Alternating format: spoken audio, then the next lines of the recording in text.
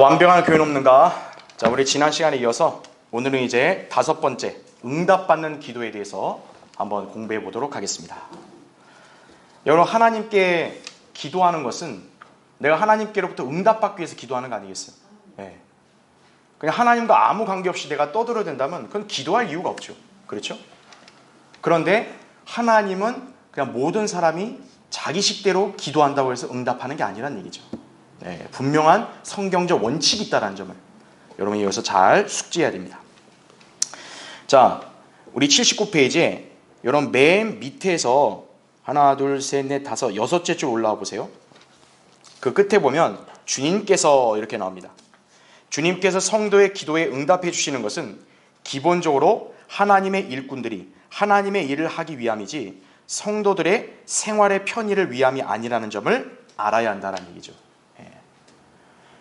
왜 하나님이 성도들의 기도에 응답해 주시는 것이고 왜 성도들 하나님께 기도해야 되냐?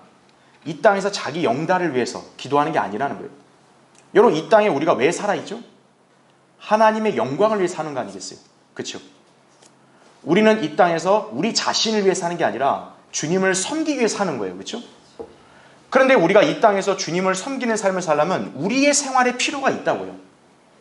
그러니까 하나님께서는 그거를 우리가 기도하면 응답하셔서 채워주신다는 얘기예요. 그러니까 여러분은 그 가장 중요한 목적을 항상 망각해서는 안 돼요. 내가 육신적으로 나 이거 막 갖고 싶다. 뭐 무슨 어떤 욕망에 따라서 난 이게 너무 갖고 싶어. 이래서 하나님이 기도 들어주는 거 아니에요. 하나님을 영화롭게 해드리고 성경대로 주님을 믿고 섬기는 데 있어서 지금 내 삶에 반드시 필요한 게 없다 이거죠. 그럼 우리가 기도하면 주님이 채워주시는 거고, 우리가 믿음 생활하는데 굳이 이것은 불필요하다 그럼 하나님이 안 들어주신다는 얘기죠. 다음 페이지 보세요. 80페이지. 그래서 맨 위에서 4번째 줄 내려오면요, 우리는 세상으로부터 성별되었기에 세상의 유행과 습관과 문화와 예술 등에 별로 관심이 없다 이거죠. 우리는 우리의 생활 규범을 성경에 맞춰 살아야 하기 때문에 기도를 통해 전지전능하신 분의 도움을 받아야 한다 이거죠. 이 도움에는 먼저 영적 필요요, 그 다음에는 현실적 필요다라는 얘기죠. 그리스도인이 세상 사람과 다른 점이 뭡니까? 세상 사람은 물리적이고 또 세상에 관계된 그런 삶만 살잖아요. 그렇죠? 근데 그리스도인은 영적인 삶을 우선적으로 살아야 되는 사람이죠. 그러니까 우리의 필요의 우선순위도 일단 먼저 뭐가 앞서가야 돼요?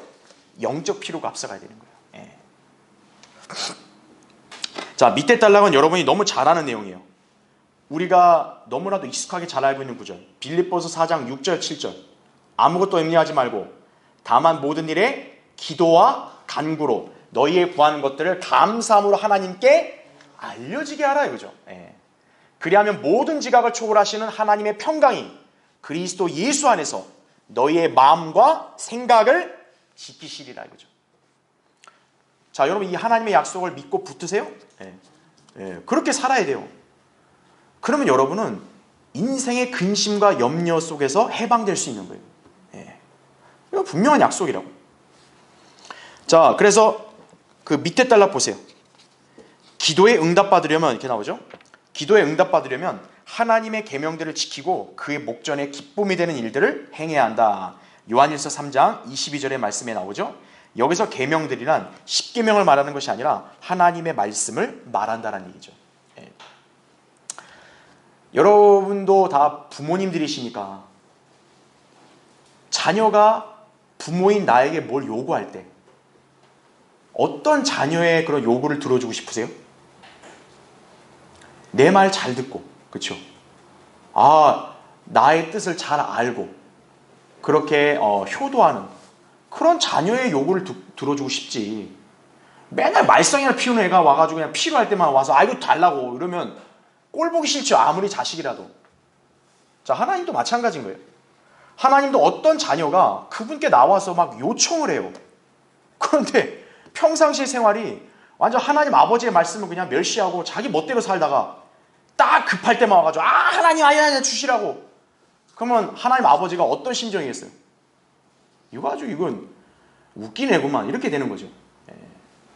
그러니까 여러분도 그렇게 상식적으로도 우리는 분별할 수 있어야 돼요. 그 하나님은 어떤 자녀를 기뻐하시냐? 하나님은 말씀하잖아요. 복종하는 것이 희생제물보다 낫다고 말씀하잖아요. 그렇죠? 예. 여러분이 무슨 거창하게 뭘 하나님을 위해서 한다 이게 중요한 게 아니고 하나님의 말씀에 내가 얼마큼 순종하며 그 말씀을 실행하고 있는가 하나님은 그걸 보시는 거예요. 그러니까 여러분에게 그렇게 살아야 하나님 목전에서 기쁨이 된다 이거죠. 그러면 부모가 기쁠 때 어떤 거예요? 그냥 과감하게 들어주죠. 자녀가 요구하면. 하나님도 그렇게 응답하신다는 점 아시게 돼요. 자, 81페이지 보시면 나머지는 여러분이 잘 아시는 내용이기 때문에 여러분이 따로 읽어보시면 돼요. 자, 그러면 하나님의 말씀을 지켜야겠구나. 여러분 잘 알겠죠? 그럼 여러분 이거 거꾸로 한번 바꿔보세요. 하나님의 말씀에 따라서 내가 기도를 하지 않으면 하나님이 응답하지를 않으시겠죠. 그러니까 하나님께서 자녀의 기도를 응답하실 때 그 요구사항, 그 조건은 성경에 하나님께서 우리에게 알려주셨다는 얘기죠. 자, 그래서 이 책에서는 성경적으로 여러 가지 근거를 우리에게 제시하고 있는 거예요. 그래서 맨 밑에 달락 보세요. 81페이지에 첫째, 먼저 지은 죄가 있는지 자신을 살펴야 한다 이렇게 나오죠. 자백하지 않은 죄가 있으면 하나님과의 관계 개선이 이루어지지 않는다라는 사실입니다. 예. 왜냐하면 우리 그리스도인도 육신을 긋다 보니까 언제든 이 세상을 살다 보면 죄를 지을 때가 있어요. 근데 그리스도인에게는 가장 소중한 약속이 뭐냐면 자백하면 용서해 주신다 이거죠. 그러니까 여러분이 주님께 뭘 구하기에 앞서서 먼저 내가 하나님과 관계 속에서 이게 장애가 되는 죄가 있는지를 항상 돌아봐야 된다 이거죠. 자백해야 된다 이거죠. 그 다음 페이지 82페이지 보면 두 번째 달락 보세요. 그 중간에 둘째, 자 자기 몸을 어떻게 해야 된다고요? 하나님께 드려야 한다 이거죠. 성령으로 채워주시라고 기도해야 한다는 얘기죠. 그러니까 그 뒤에 나오는 내용들은 바로 육신과 세상을 따라 살다 보면 근심, 염려, 슬픔에 사로잡히죠. 그런 사람 어떤 거예요? 하나님과 교제가 안 되는 거예요. 기도도 안 나와요, 자기도. 그러니까 결국 그 사람은 주님께로부터 아무런 도우심과 은혜를 받지 못한다 이거죠. 그렇죠? 그러니까 여러분도 여러분 자신을 고집하면 안 돼요. 그래도 내가 인생을 내가 더 잘하는데 내 생각으로 막 그러면 하나님께서 그 사람 안 도우시는 거예요. 여러분을 내려놓고 주님께 여러분 자신을 드려야 된다 이거죠. 그렇죠? 자, 밑에 달락 보세요. 셋째, 믿음으로 구하고 의심하지 않아야 한다는 얘기죠. 짐작하는 감정이나 긍정적인 사고가 아니라 믿음으로 구하고 이루어질 것으로 믿어야 한다는 얘기죠. 여러분 인간이 어떻습니까? 확고한 믿음이 없이는요 말을 해놓고도 반신반의하는 거예요. 말은 했는데 정말 될까? 그렇죠? 근데 인간이 하나님과의 관계에서 그렇게 한다. 그럼 하나님께서는 그런 마음을 기뻐하지 않으시는 거예요. 그러면 네가 한번 해보라 이거예요. 하나님 그러시는 거예요.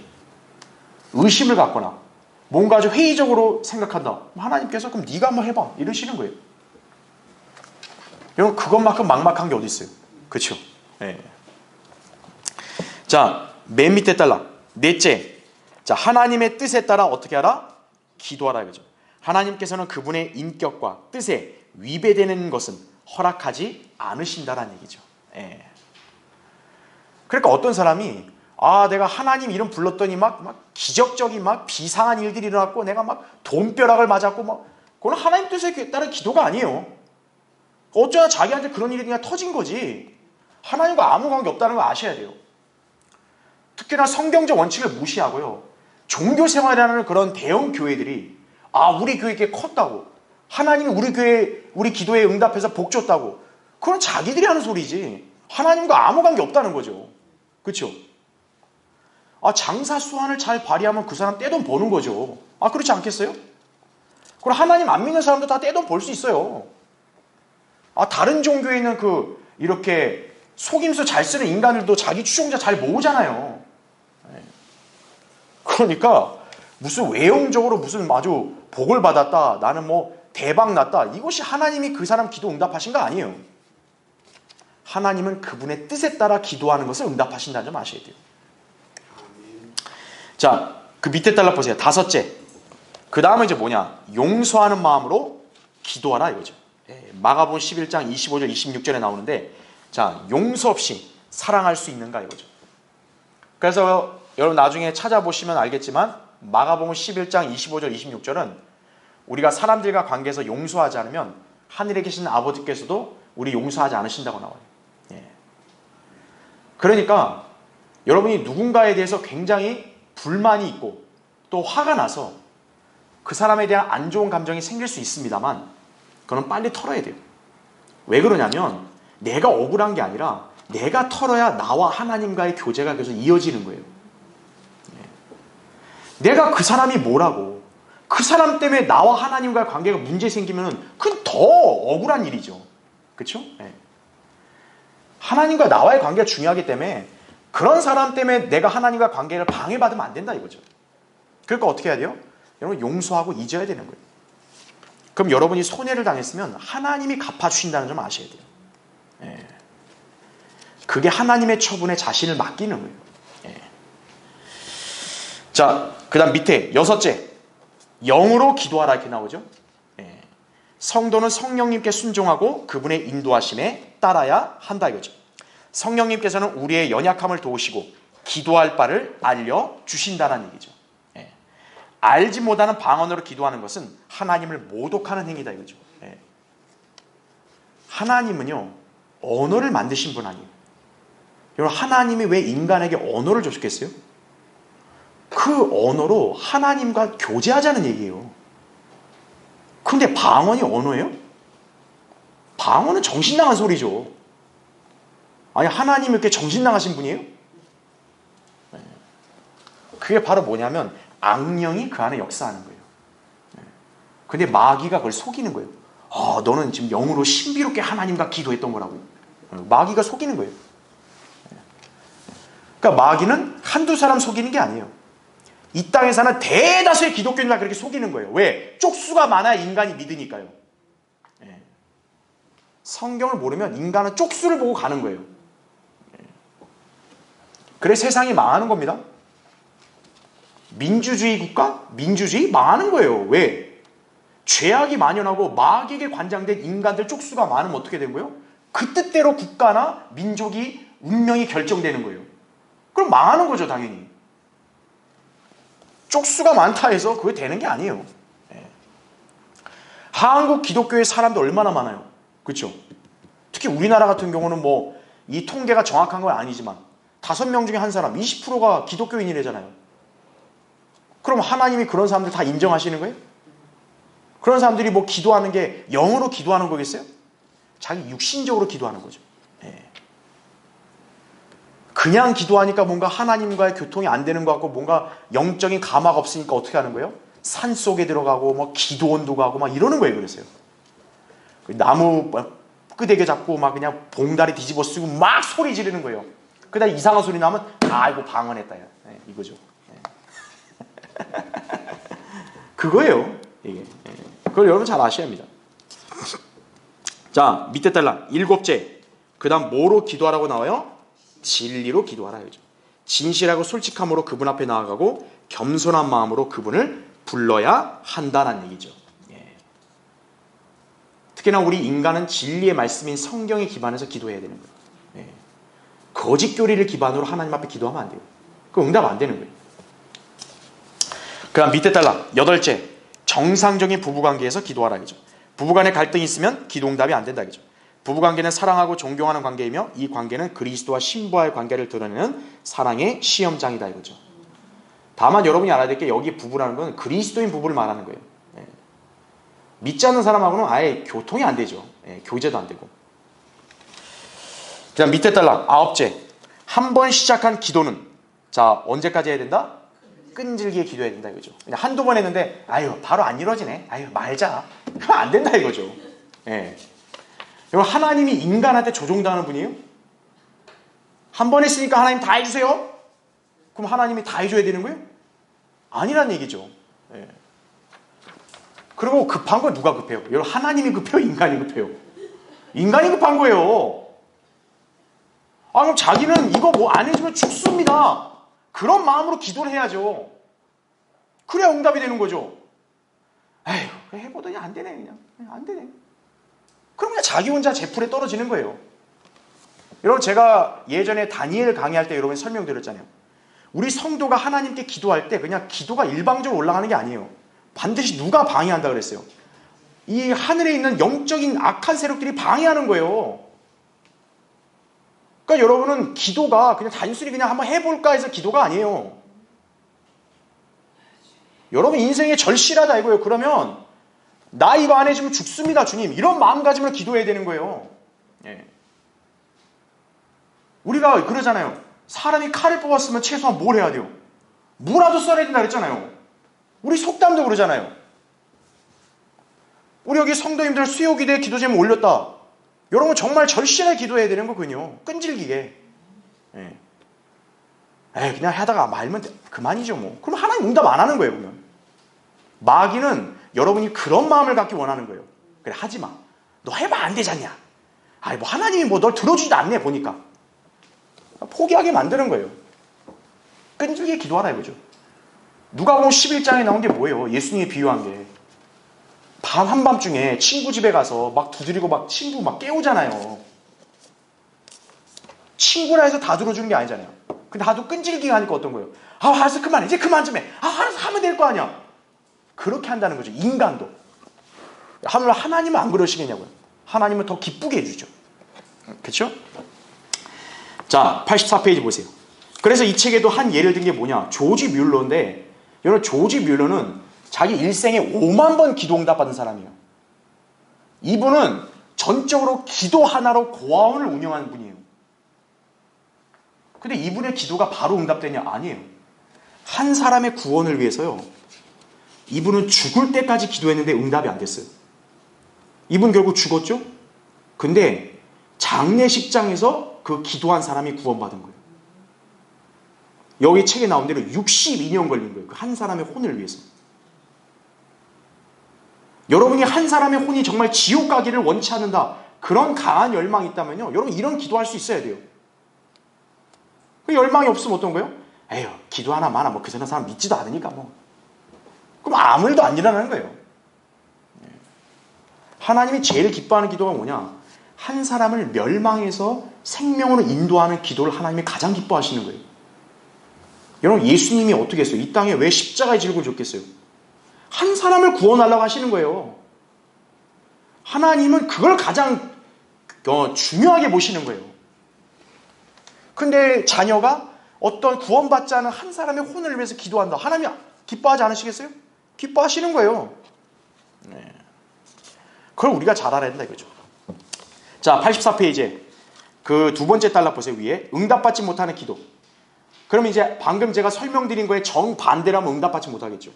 그래서 거기 책에 정리해놨는데 동그라미 1번, 자기 정욕을 위해 잘못 구했을 때 기도 응답 안 되는 거죠. 하나님, 밍크 코트 주세요. 왜 밍크 코트가 필요하니? 아, 저 옆집에 저 옆에 내는 밍크 코트 있는데 나는 왜 못 입어요? 내가 쟤보다 더 잘 배우고 더 이쁜데. 그럼 안 들어주신다고요, 하나님은. 그건 자기 정욕이잖아요. 그렇죠?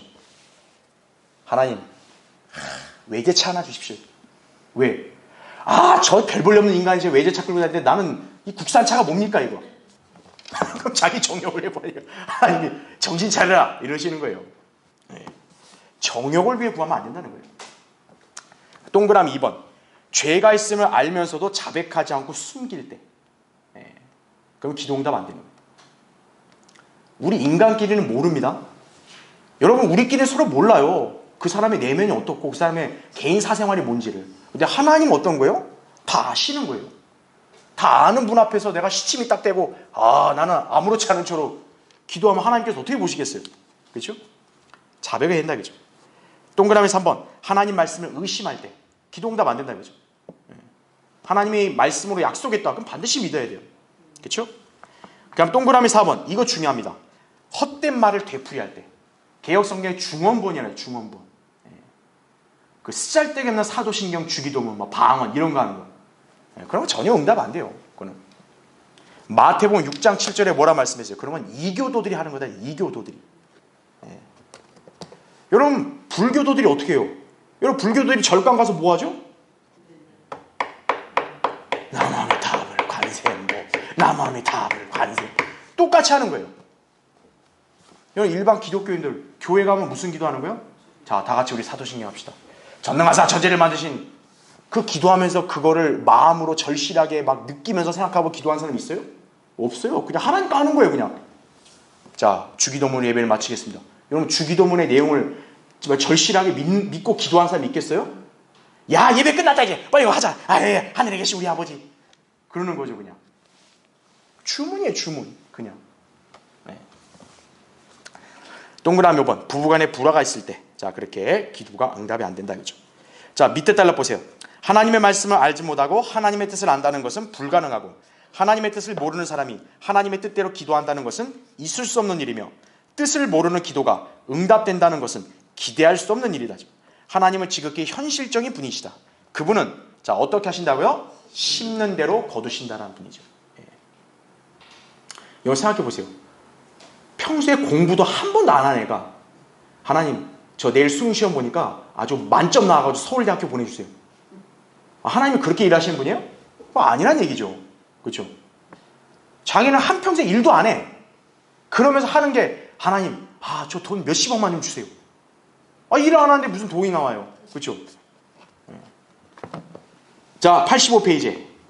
그래서 예수님이 비유를 든 게 뭐냐? 포도나무와 가지 비유죠. 여러분 이거 요한복음 15장 말씀은 너무 잘 아니까 그 책에 나온 걸 읽어보시면 되는 거예요. 뭡니까? 가지가 포도나무에 붙어있지 않으면 어떻게 돼요? 막 죽는 거예요. 아무것도 못하는 거예요. 그래서 뭡니까? 너희가 내 안에 거하고 내 말들이 너희 안에 거하면 너희가 원하는 것은 무엇이나 구하라. 그럼 너희에게 이루어지리라 이거죠. 네. 냅다 기도한다고 이루어지는 게 아니라 내가 주님과 온전한 교제가 이루어져야 기도응답이 된다는 얘기예요. 그래서 밑에 달라 보세요. 하나님 안에 들어간 사람의 기도는 다 응답된다. 이 사람은 하나님의 뜻이 어디에 있는지 알며 특히 자기를 향한 하나님의 뜻을 알기 때문이다 라는 얘기죠. 그렇죠?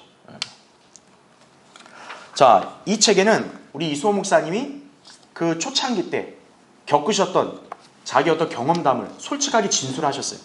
예. 그러니까 목사님도 초창기에 이 성경 번역할 때는 주변에 아무도 없잖아요. 그렇죠? 혼자 어떻게 보면 그걸 다 감당하셔야 되는 거예요. 그러니까 여기에 목사님이 당시에 솔직한 심정을 여기다 수레에 놓으셨는데 뭐냐면 이게 너무 나는 감당하기 힘들다 이거예요. 난 이거 안 하고 싶다 이거예요. 하나님 앞에서 그랬다는 거예요. 오죽하면 불평하고 그냥 떠나버릴까 막 이런 생각도 했대요. 그러니까 뭐냐면 그때는 주님께 자신을 온전히 맡기지 못했다는 거죠. 그러니까 86페이지에 목사님이 무엇을 이렇게 실토하셨냐면 어느 날 어떤 모습을 발견했냐. 신약 성경을 만들 돈이 없다 보니까 돈을 꾸러 다니는 자신의 모습이 발견됐다는 거예요. 너무나 본인이 부끄러워서 하나님 앞에 자백했다고 나와요. 바로. 그러니까 여러분 아셔야 됩니다. 하나님의 종이든 또 평범한 성도든 간에 하나님의 뜻에 자신을 맞추고 이렇게 그 하나님의 뜻에 따라서 도우심을 구하고 나아가지 않으면요, 인간은 이렇게 연약하다는 걸 아셔야 돼요. 예. 자, 목사님이 그래서 이제 하나님께 의뢰하고 나니까 사역을 시작하고 나서 50개월 동안 저희 사례비를 안 받았잖아요. 그래도 생활이 왔다 가잖아요. 여기서 고백하잖아요. 그래서 87페이지 매니에 보시면 이렇게 얘기하죠. 50개월이란 기간을 통해서 전적으로 주님께 의뢰하는 법을 터득하게 해주셨고 처음부터 큰 것을 주지 않고 작은 것에서 시작하게 하심으로 감사하는 도움의 손길을 알게 해주셨다는 얘기죠. 그 기간 동안에 나와 나의 식구가 먹고 사는 것 외에도 1억 6천만 원의 돈을 주셔서 성경 출판이 가능하게 하셨다 이죠. 또 미국에 5번이나 다녀올 수 있었고 성경 번역 외에도 2권의 책을 쓰게 하셨다는 얘기죠. 이게 1995년 기준이거든요. 근데 여러분은 이미 지금의 우리 성경 침례교를 알죠? 어때요? 엄청난 복을 받았죠. 그렇죠? 네. 성경은 벌써 이미 50여 판 이상 찍어냈어요. 그렇죠? 말씀 보존하게 책들은 200권이 넘는다고요. 출간하기. 그거 귀한 자산 아니에요. 아무것도 없던 분이 이렇게 된 거예요. 이게 바로 응답받는 기도로 사는 성도의 하나의 본이라고요. 네, 그걸 여러분이 아셔야 됩니다. 그러니까 목사님은 이제 그 밑에 달락에 뭐라고 고백하냐. 본인은 스스로가 한글 킹제임스 성경 번역자라고 한답시고 막 으스대지 않는다는 거죠. 자신은 하나님의 도구일 뿐이라고 그렇게 겸손하게 고백을 하는 거예요. 왜냐? 목사님이 친히 경험했으니까. 만약에 이런 과정이 없었다면요, 그냥 술술술술 모든 게 자기 생각대로 다 돼봐요. 그럼 여러분 기도할 그런 마음이 생기겠어요? 안 생기죠. 그리고 그걸 하나님이 해주셨다고 간증할 수 있겠어요? 아니죠. 내 생각대로 다 됐는데 뭘. 이렇게 되는 거죠. 그러니까 여러분의 생애도 마찬가지. 뭔가 절실한 문제가 안 풀려요. 그러면 그게 뭐냐? 하나님께서는 여러분을 더 인내로 연단하시려는 목적일 수 있다는 거 아셔야 돼요. 그 여러분이 끈질기게 기도할 때 하나님이 기적적으로 응답하시면은 여러분의 입에서 친히 고백하게 하시는 거예요. 하나님은 놀라운 일을 행하셨다 이거죠. 그냥 입 발린 얘기가 아니라 정말 마음으로부터 그렇게 우러나와 하나님을 찬양할 수 있게 그렇게 하시는 거예요. 하나님은. 여러분이 응답받는 기도의 요령을 알고 그렇게 살면 여러분 그렇게 하나님을 찬양하고 살 수 있는 거예요. 그렇죠? 자, 87페이지 맨 밑에 달라 보세요. 응답받는 기도를 하려면 하나님께 자신을 드리고 그분의 뜻대로 할 각오가 서야 한다 이거죠. 그분의 주권과 소유를 매사에 인정해야 한다 이거죠. 자신을 부인하고 십자가를 져야 한다. 성취를 자랑하고 싶고 인정받는 것을 노출하는 것부터 십자가에 못 박아야 한다는 얘기죠. 그러면 자신을 자랑할 게 없게 되는 거예요. 그렇죠? 자, 이제 그 다음은 89페이지 보십시오.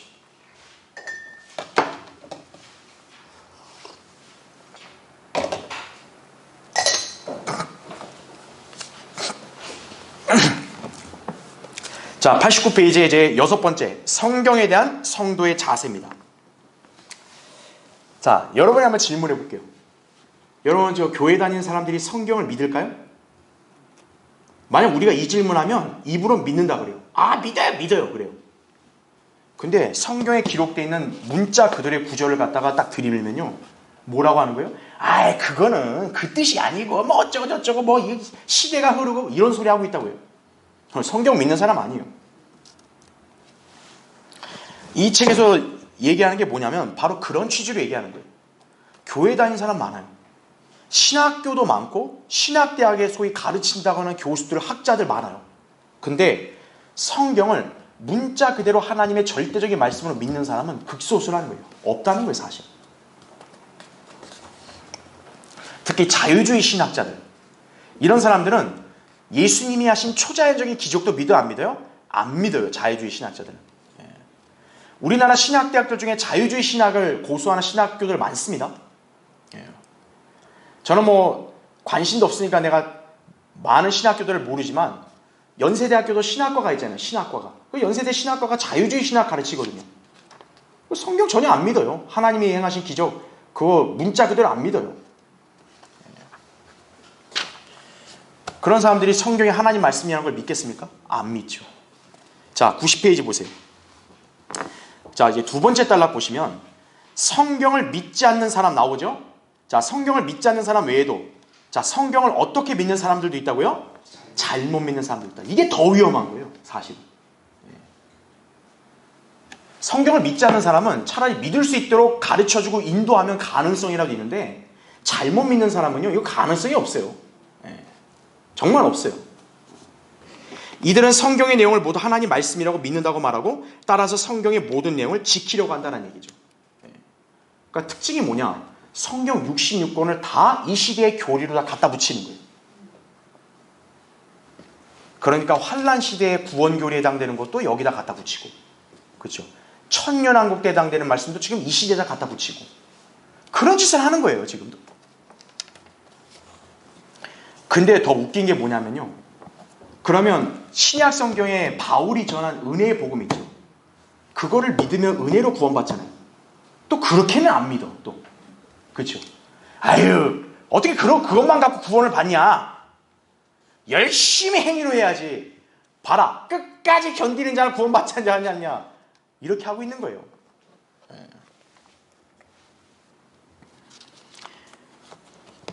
그리고 또 어떤 사람들은 구원의 복음만 얘기해요. 계속 복음만. 복음이 중요한 건 알지만 성경에 여러분 복음만 있어요? 복음은 극히 일부예요. 나머지 성경의 모든 말씀은 예언의 말씀 아니겠어요? 예수 그리스도와의 재림과 왕국을 실현해서 통치하신다 그거잖아요. 그거는 싸그리 무시해버리고 죄다 복음만 계속 얘기하는 거예요. 복음만. 딱하죠? 자, 이외에도 이단 종파들은 어떻습니까? 휴거나 재림을 갖고 자기 식대로 해석해가지고 시한부 종말론자가 되는 거예요. 휴거파 있죠. 옛날에 휴거파 이장님. 그 다음에 뭐 안식교, 재림 뭐 안식교, 그렇죠? 그 외에 여러 집단들이 있다 이거죠. 이런 사람들 때문에 어떻게 됐냐? 우리나라에서는 휴거나 재림이 금기시된 거예요. 휴거나 재림은 성경에서 약속된 분명한 예언이거든요. 근데 그 얘기를 하면은 이상한 인간으로 낙인 찍히는 분위기가 형성된 거예요, 이 나라에. 왜냐? 바로 이 성경을 잘못 믿고 잘못 가르치고 행한 자들 때문에 그런 거예요. 그럼 여러분 아셔야 됩니다. 누가 그걸 조장했겠어요? 마귀가 조장한 거예요, 마귀가. 그러니까 오늘날 우리는 얼마나 성경을 올바로 가르치고 진리를 전해요. 근데 우리가 어떤 거예요? 이상한 인간으로 오히려 매도를 당하고 있는 거예요. 오히려. 바로 이런 작자들 때문에 그렇다는 얘기죠. 그렇죠? 아, 그러니까 성경을 아무렇게나 대하면 안 되겠구나 이거죠. 자, 그러면 91페이지 보세요. 두 번째 단락 보세요. 성경을 믿는 사람은 성경 전체가 하나님의 말씀이라는 것을 믿는다는 얘기죠. 여러분도 그렇게 믿으시죠? 그렇죠? 예. 그러나 성경 전체가 그 사람에게 해당된다거나 모든 구절이 우리에게 교리로 적용된다고는 믿지 않는다는 얘기죠. 필자는 성경의 모든 내용을 읽지만 다 나에게 적용시키지는 않는다 이거죠. 성경을 읽음으로 지식도 얻고 영적 양식도 얻고 권면을 받고 여러 가지 도움도 얻고 위안도 얻고 깨달음도 크게 얻게 되지만 그 모든 구절이 내가 지키도록 기록된 것은 아니다라는 얘기죠. 그렇죠. 자, 제가 좀 더 쉬운 예를 든다면 여러분 우리가 다른 나라의 역사를 충분히 우리 공부할 수 있어요. 그렇죠? 다른 나라 역사를 통해 우리도 교훈을 받을 수 있어요. 그렇죠? 근데 중요한 거는 그 나라 역사가 우리나라 우리 국민에게 그대로 적용되면 돼요? 안 돼요? 안 되는 거죠. 예. 그건 그 나라에 해당되는 얘기잖아요. 그렇죠? 다만 제3자인 사람은 그걸로 교훈을 받을 수 있는 거죠. 성경이 무슨 책이에요? 성경은 교회에게만 주신 책이 아니라는 거죠. 성경은 또 어느 민족에게 일단 주신 거예요? 유대인에게 줬고 그 다음에 믿지 않는 이방인들에게도 경고하는 말씀들이 여기에 기록되어 있는 거예요. 그러니까 믿지 않는 이방인들에게는 멸망과 심판 아니에요. 근데 여러분 그걸 교회에다 적용하면 돼요? 안 돼요? 안 되죠. 교회는 멸망하지 않잖아요. 그건 나눠야죠. 그렇죠? 거꾸로 유대인에게 해당되는 것을 이방인에게 갖고 오면 돼요? 안 돼요? 안 된다는 얘기죠. 그건 나눠야죠. 다만 어떤 교훈을 받을 수 있는 거예요? 이방인이 유대인이 저렇게 하나님 말씀에 불순종해서 멸망한 걸 통해서 하나님을 두려워야겠구나. 그런 교훈을 받을 수 있는 거죠. 교회도 마찬가지고. 그렇죠? 우리 교회도 이방인들이 왜 하나님의 진노의 심판을 받느냐? 하나님 말씀 멸시하니까 심판받죠. 그러니까 우리도 하나님 말씀을 멸시하는 삶을 살면 안 되겠구나. 그렇게 교훈을 삼는 거죠. 그렇죠? 또 구약의 유대인 성도 중에서 고난과 시련을 겪고 있다가 하나님의 도우심으로 일어선 사람이 있어요. 예를 들어 뭐 욥 같은 경우도 욥도 어때요? 고난과 시련을 극심히 견디다가 하나님이 회복시켜줬잖아요. 그게 우리에게도 하나의 교훈이 되는 거죠. 아, 욥의 인내를 배우겠구나. 그렇게 되는 거죠. 근데 욥기에 나온 말씀을 교리적으로 우리가 지키도록 갖다 적용시키면 돼요? 안 돼요? 안 된다는 얘기죠. 그거를 구분할 수 있어야 한다 이거죠. 그게 성경을 올바로 믿는 성도의 자세다. 그걸 여러분이 기억하시면 되겠죠. 자, 그 밑에 달라 보세요. 성경에 기록된 데는 목적이 있고 그 목적은 너무나 분명하다 이거죠. 성경은 유대교나 기독교의 단순한 경전의 역할을 하려고 기록된 책이 아니다 이거죠. 성경은 하나님께서 인간들이 꼭 알아야 할 일들을 계시해 주신 책이다 이거죠. 그러나 그 계시는 시대에 따라 변경되어 있다는 것을 알아야 한다는 얘기가 되겠죠. 그렇죠. 예. 그래서 우리가 뭘 배우는 거예요? 세대주의를 그래서 우리가 배우는 거예요. 그래서 바로 시대에 따른 하나님의 경륜 이것을 우리가 알아야만 어떤 거예요? 아하, 성경의 어떤 책, 어떤 말씀이 이건 지금 하나님께서 1차적으로 누구에게 겨냥해서 지키라고 하신 말씀인가를 우리가 구분을 하는 거고. 근데 이것이 우리 교회에 해당되는 바울 서신의 교리와 일치하네, 내용이. 그럼 우리 그걸 받아들이는 거죠. 왜요? 구약 말씀이 아니라 바울 서신과 일치하니까. 그러면 우리에게도 교리가 될 수 있는 거죠. 그러나 구약 성경의 많은 내용들이 바울 서신과 일치하지 않는 게 많아요. 그렇죠? 그럼 그거를 우리가 무턱대고 갖다가 붙이면 돼요, 안 돼요? 안 된다는 얘기죠. 자, 92페이지 보십시오. 자, 세 번째 단락 보세요. 밑에 세 번째 단락. 자, 성경의 계시는 이렇게 나오죠? 성경의 계시는 여기서 끝나지 않는다. 예수 그리스도의 죽음과 부활 이후에 하나님께서 인간에게 주신 계시는 예수님이 어떻게 하는 거예요? 다시 오신다는 약속이다 이거죠. 여러분, 성경의 주제는요, 예수 그리스도의 재림과 왕국입니다. 예수 그리스도의 재림을 안 믿으면요, 성경의 예언의 80%를 안 믿는 거와 똑같은 거예요. 근데 오늘날 대다수의 교회들은 예수 그리스도의 재림 믿어요, 안 믿어요? 안 믿어요. 그런 사람들은 성경 읽을 때 어떻게 해야 돼요? 다 건너뛰어야 돼, 다. 아, 이건 아니야, 이건 아니야. 아, 이거는 그냥 영적이야, 아니야. 다 건너뛰어. 이게 읽을 게 없어, 그 사람들은요. 그래서 일반 교회 다니는 사람들은 성경 안 읽는 거예요, 그래서. 왜? 해당이 안 되니까. 자기에게 해당되고 이걸 문자 그대로 이루어질 예언이라고 그렇게 믿는 사람은 성경을 그렇게 대하지 않죠. 자, 그래서 우리가 간과하지 말아야 될 것은 성경의 예언이다, 예언. 그럼 여러분, 성경의 예언은 어떻게 되어 있나요? 앞으로 세상이 어떻게 된다 그래요? 세상은 멸망한다는 거죠. 유엔은 어떻게 되죠? 멸망하는 거예요. 그럼 누가 유엔을 멸망시켜요? 재림하신 예수 그리스도가 멸망시키는 거예요. 그렇죠? 그게 성경에 나온 예언이에요. 예수 그리스도가 오시면은 유엔은 박살나는 거예요. 바로 그 쭉정이처럼, 그렇죠? 이렇게 그냥 호 불면 날아가듯이 가루가 돼서 박살나는 거예요. 지금 세상은 어떤 거예요? 유엔으로 하나가 연합되면 마치 앞으로 세상을 잘 사는 줄 착각하고 있는 거예요.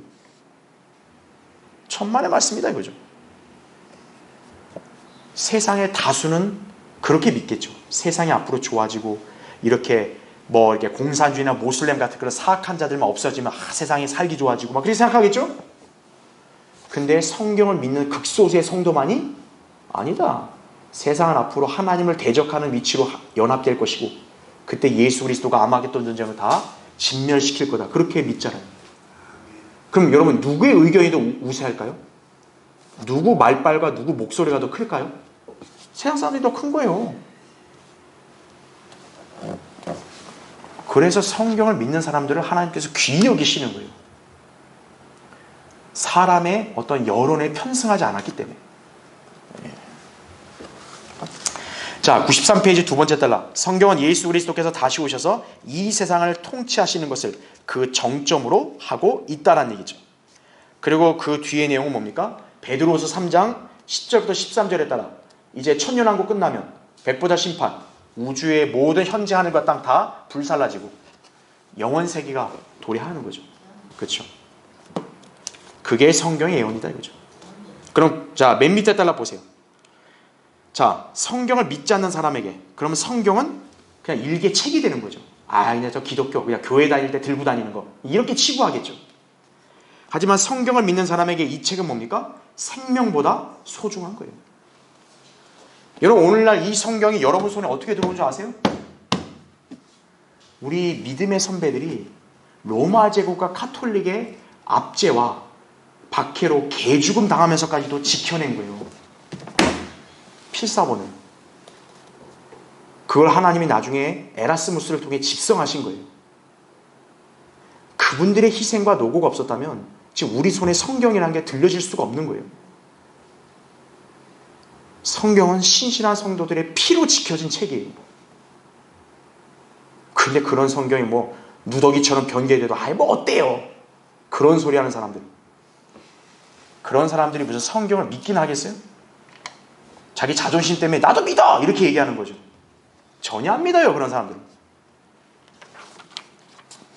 자, 94페이지 보세요. 자, 94페이지 그 위에 딸락 보면 당신이 성경을 믿으려고 작정했다면 참으로 잘한 결심이에요. 예. 이제 당신은 자, 뭐를 찾아 읽고 믿어야 돼요? 바른 성경을 찾아 읽고 믿어야 된다 이거죠. 틀린 성경을 보게 되면 바로 그냥 정신이 나가버리는 거예요. 혼란스럽고 하나님 말씀을 안 믿게 되는 거예요. 바른 성경을 찾아 읽고 믿어야 한다 이거죠. 그러나 당신은 처음부터 성경을 알 수는 없다. 그러므로 아는 체 하지 말고 읽고 이해할 수 있는 부분부터 읽으란 얘기죠.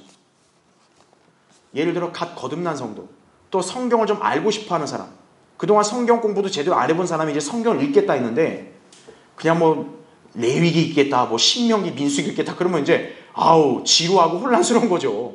이게 뭐냐 이러고. 그러면 자기만 또 나가 떨어져요. 그러니까 지혜롭게 성경을 읽어야 돼요. 그렇죠? 여러분 초등학교 들어간 학생한테는 어떤 교과서를 가르쳐야 돼요? 초등학교 교과서를 가르쳐야지. 대학 교과서로 초등학생을 가르치면 어떻게 돼요? 그 애들 막 그냥 혼란스럽고 막 그냥 애들이 막 미쳐버리죠. 성경을 자기가 마치 아는 체 하듯이 자기 뭐 대단하다는 식으로 막 어려운 것부터 읽겠다. 그렇게 하지 마라 이거죠. 객기 부리지 마라 이거죠.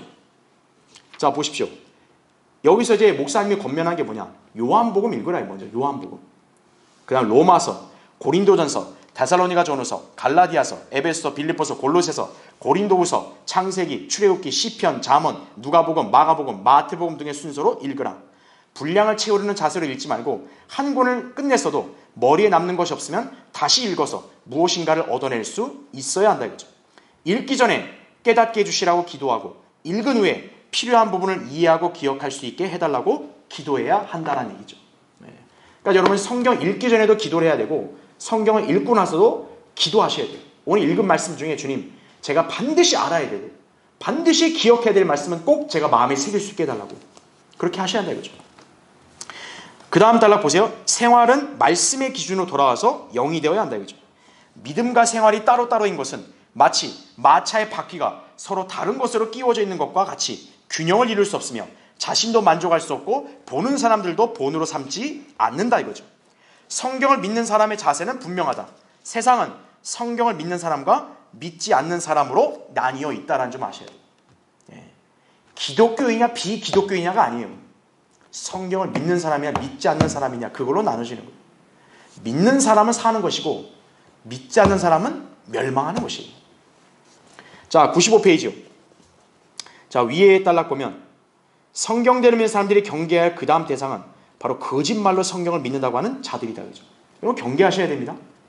그런 자들을 여러분과 똑같다고 여기시면은 여러분도 자칫하면 속는 거예요.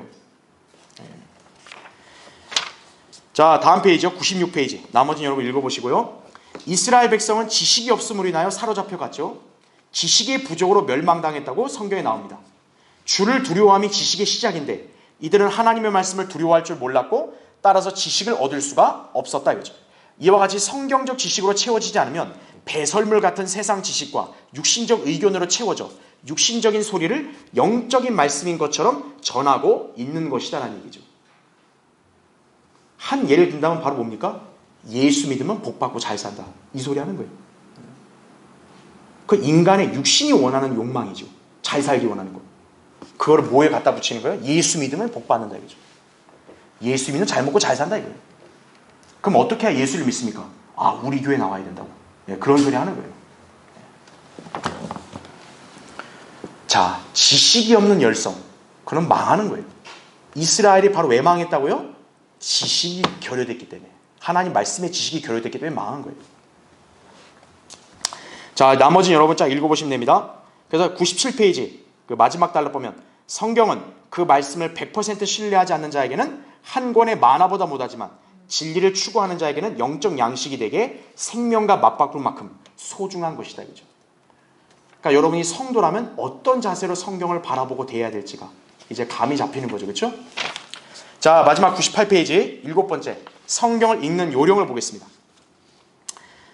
자 여러분 보통 이제 개역성경 100번 읽었다는 사람이 가끔 이렇게 소개가 되거든요. 그럼 여러분 볼 때 야 성경을 100번이나 읽었다. 와 대단하다 이렇게 생각하잖아요. 근데 그 사람 성경을 알까요? 하나도 몰라요. 그러니까 이 사람이 100번 읽었다는 거는 한 번, 두 번, 세 번 이렇게 100번 읽은 거예요 그냥. 여러분은 성경을 그냥 무턱대고 읽는다고 아는 게 아니라는 점 아셔야 돼요. 지금 여기서 이제 목사님이 성경적으로 우리에게 요령을 이 책에서 제시하고 있는 거예요. 자, 98페이지에 먼저 1번. 자, 성경을 어떤 마음으로 대해야 한다? 두려워하는 마음으로 대해야 한다 이거죠. 왜 그럴까요? 99페이지 보세요. 거기 세 번째 단락. 성경을 알고 싶으면 하나님 말씀을 두려워하는 자세로 임해야 한다 이죠. 성경의 저자는 곧 계시를 밝혀주시는 분이시기 때문이다라는 얘기죠. 하나님이시라는 거죠. 이 기록된 문서는 원문을 손상 없이 전수한 말씀이어야 한다라는 얘기죠. 그러니까 어떤 사람들이 무슨 말 하냐면은 성경이 변개돼도 복음 전하면 문제 없잖아요. 이런 얘기하고 있는 거예요. 아니, 성경이 복음만을 위해서 있어요? 아니란 말이죠. 그렇죠. 복음이 전부가 아니라는 거예요. 그냥 가장 기본일 뿐이지. 그렇죠? 그렇게 해서 성경을 마치 안 믿는 것을 정당화시키면 안 된다는 거죠. 그런 사람들은 성경을 두려운 마음을 안 보는 거예요. 그러니까 자기 필요할 때만 어디 내가 도움받을 구절이 없나 갖다 뽑아 쓰자 이런다고. 그러면 안 된다 이거죠. 성경의 말씀은 우리 전전능하신 하나님이 그대로 하신 말씀인 거예요. 여러분, 하나님이 이렇게 말씀하시는데 여러분 막 웃으면서 막 그렇게 하나님 앞에서 내가 고개를 들 수 있어요? 못 하잖아요. 엄숙함으로 하나님 말씀을 경청하듯이 성경도 그렇게 읽어야 한다는 거죠. 자, 두 번째, 어떤 마음을 지녀야 한다? 새로운 마음을 지녀야 한다. 자, 이 책에서 설명하는 새로운 마음은 뭐냐면 바로 죄인이 거듭나야 된다는 얘기예요. 여러분, 죄인이 거듭나면 그 사람 영 안에 누가 들어오세요? 성령님이 들어오시죠. 성령님이 들어와야 그 사람 영이 바르게 되고 마음 상태도 바르게 되죠. 그래 하나님 말씀을 이제 그 사람이 받아들일 수 있고 그 말씀이 역사할 수 있는 거죠. 자, 그걸 얘기하는 거니까 여러분 이제 책을 읽어보시면 되고요. 3번, 그 다음 뭐 해야 된다? 기도해야 한다 이거죠. 그 밑에 9절 나오죠. 골로새서 1장 9절에 이렇게 나옵니다. 이런 연유로 우리도 그것을 들은 날부터 너희를 위하여 기도하고 간구하기를 그치지 아니하노니 곧 너희가 모든 지혜와 영적 지각 안에서 그분의 뜻을 아는 지식으로 충만케 되어 이렇게 나오죠. 그러니까 여기 보세요. 기도와 간구를 하는 게 왜 그래요? 하나님의 뜻을 아는 지식으로 충만케 되기 위함이다 이거죠. 그러니까 여러분이 기도를 하고 하나님 말씀을 읽어야 어떤 거예요? 예수 그리스도를 아는 지식, 그걸로 여러분 안에 충만하게 채워질 수 있다는 얘기예요. 그걸 우리가 잘 알아야 된다 이거죠. 그러면 이제 101페이지 보세요. 두 번째 단락. 그럼 알겠다 이거죠. 기도해야 되는데 그럼 성경 어떻게 돼야 되냐? 두 번째 단락이 나옵니다. 분량을 미리 정해놓지 말고 읽어야 한다 이거죠. 바른 성경을 읽다 보면 쉽게 이해할 수 있기 때문에 가독률이 높아서 시간 가는 줄 모르고 또 읽게 되어 많은 분량을 읽게 된다 이거죠. 성경을 몇 번 읽었다는 것은 어쩌면 자랑이 될 수도 있다. 그러나 얼마나 깨달았는가가 몇 번을 읽었는가 보다 더 중요할 것이다라는 얘기죠. 그러니까 이거는 우리에게 어떻게 보면 이게 하나의 좋은 방안이라고 우리에게 권장하는 거예요. 물론 여러분 각자마다 성향이나 어떤 지식 수준이 다르기 때문에 여러분마다 이게 체득하거나 또 여러분이 실감하는 게 다를 수 있어요. 근데 지금 목사님은 가장 좋은 법을 알려주는 거예요. 그러니까 어떤 사람은 분량을 3장 읽을 만한 역량이 되는 사람이 있고 어떤 사람은 10장 읽을 만한 역량이 될 만한 사람이 있어요. 그러면 그대로 하면 된다는 얘기죠. 그리고 형식적으로 억지로 맞출 필요 없이 내가 3장을 읽었는데 도저히 못 깨달았다 이거예요. 그러면 바로 넘어가지 말고 다시 또 거기 읽으라 이거죠. 반대로 내가 3장 읽었는데 다 하나님께서 알 만큼 이해하게 해주셨다. 그럼 넘어가서 계속 읽으면 된다는 얘기죠. 그래서 여기서 예를 든 게 뭐냐면 갈라디아서부터 요한 3서까지 중간에 중단하지 마라 얘기하거든요. 그러니까 뭐냐면 중단하지 말고 끝까지 읽어나가라 이거죠. 한 책을 끝내라 이거죠. 자, 그런 예를 제시했고 그 다음에 4번 어떻게 해야 된다? 열심히 읽고 들어야 한다는 얘기죠. 자, 이 책에서는 이게 좀 오래전에 쓴 거다 보니까 옛날에는 인터넷이 없을 때는 어때요? 텔레비전, 신문, 라디오 이런 걸 엄청나게 사람들이 이용했죠. 근데 문제가 뭐냐면 사람들이 거기에 너무 푹 빠지다 보니까 성경 읽기를 소홀히 하더라 이거죠. 그럼 된다 안 된다? 안 된다는 얘기예요. 자, 오늘날은 어떨까요? 오늘날은 소위 뭐 유튜브, 인터넷 뭐 이런 거에 뭐 설교를 듣겠다 뭐 하겠다 이런 사람들이 있다 이거죠. 그런데 성경 읽기를 등한시해버리고 그거에 매몰돼서 읽는다. 그럼 그 사람 역시 진리를 못 깨달아요. 힘이 없어요, 그 사람은. 생각해보세요. 설교도 어쨌든 뭡니까? 인간이 말을 하는 거예요. 그렇죠? 하지만 성경 말씀 모든 구조는 뭡니까? 하나님의 영감으로 주어진 말씀이에요. 영적인 말씀이라는 거죠. 그리스도인의 영은 그 하나님 말씀이 그 안에 역사할 때 믿음이 굳건해지고 은혜가 넘치게 되는 거예요. 그러니까 설교 강의 듣고 공부하는 것도 좋지만 그게 우선이 되면 안 돼요. 그리스도인은 먼저 성경을 읽어야 돼요. 설사 설교 강의를 못 들어도 성경을 읽어야 돼요. 그게 영적 양식이다 이거죠. 자, 그래서 이 책에서 다 그렇게 얘기했으니까 여러분 넘어가시면 되고요. 그래서 여기서도 얘기하는 게 뭐냐? 아, 유명한 목사가 쓴 책이다. 유명한 목사가 한 강의다. 막 그런 거에 매몰돼서 그거 보잖아요. 그 사람의 사상에 이 사람이 오염되는 거예요. 그러니까 아무 설교나 강의 들으면 안 된다는 얘기죠. 그럼 5번째 보세요. 103페이지 맨 밑에. 진리의 지식을 깨닫는 것을 어떻게 해야 한다? 기뻐해야 한다는 얘기죠. 여러분, 진리의 지식은 세상 어디에서도 배울 수 있어 없어요? 배울 수 없는 거예요. 와, 세상 어디에서도 알 수 없는 걸 내가 알았다 이거죠. 아, 얼마나 신비롭고 놀라운 일이에요. 그래야 번쩍 뛰어야 되는데 이 진리에 무관심한 사람들은 뭐예요? 그런 걸 얘기해줘도 아유, 뭐 그런 게 뭐 어때서 이런 거예요. 그런 사람들은 영적 안목이 닫혀져 있는 거예요. 자, 104페이지 보세요. 거기 2번째 달라. 당신이 성경을 깨닫기 위해서 투자하는 것은 가장 소중한 투자다. 그것이 시간이든 돈이든 노력이든 무엇이든 마찬가지다. 바울도 이 점을 실토했다는 거죠. 그래서 거기 빌립보서 3장 7절 8절에 나온 말씀이 뭐예요? 바울도 예수님을 만나기 전에 어때요? 율법의 지식이 최고인 줄 알았던 거예요. 그래서 여기에 전문가 아니에요, 바울이. 그렇죠? 근데 바울이 예수 그리스도를 만나고 나서는 이 율법의 지식을 어떻게 여겼다? 배설물로 여겼다 이거죠. 똥이다, 똥. 여러분도 예수 그리스도와 성경의 지식을 알게 되면 어떤 거예요? 세상의 그 온갖 잡다한 지식이 하찮게 보여야 되는 거예요. 그게 여러분이 진리를 깨달은 성도의 반응이라는 걸 아셔야 돼요. 자, 마지막 105페이지 6번째. 암기하고 묵상하고 어떻게 해야 된다? 복종해야 돼요. 성경은 암송하는 성도가 가장 하나님 말씀을 사모하는 것이고 가장 잘 아는 거예요. 암송이 최고예요. 성도는 암송을 해야 돼요. 성경은 성령의 칼이다. 말씀으로 잘 무장한 사람은 어떤 적에게 어떤 무기를 사용해야 잘 격퇴시킬 수 있는지를 아는 사람이다라는 얘기죠. 자, 나머지 내용 여러분 잘 읽어보시면 되고 106페이지 거기 이제 마지막 보세요. 자, 106페이지에 이제 2번째 달라 보시면 그리스도인은 성경을 알아야 한다 이거죠. 성경을 모르는 과학자, 진화론자, 철학자, 우상숭배자, 정치가 성경을 아는 그리스도인이 나눌 대화가 있다 없다? 없어요.